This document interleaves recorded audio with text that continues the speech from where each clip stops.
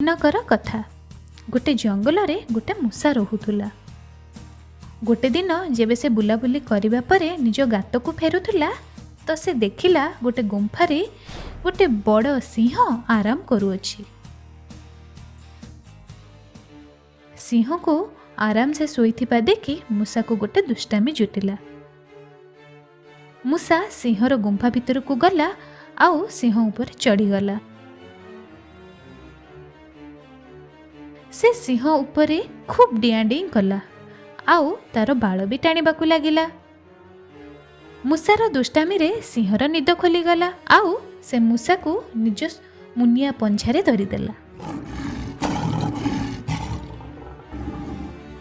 मूषा जेबे निजको सिंहर पंझारे पाइला बुझी सारिथिला कि सिंहर रागरु ताको केही बंचेई पारिबेनी आउ तार मृत्यु निश्चित। एबे मूषा पूरापूरी डरीगला। से कांदिबाकू लागिला, क्षमा मागिबाकू लागिला।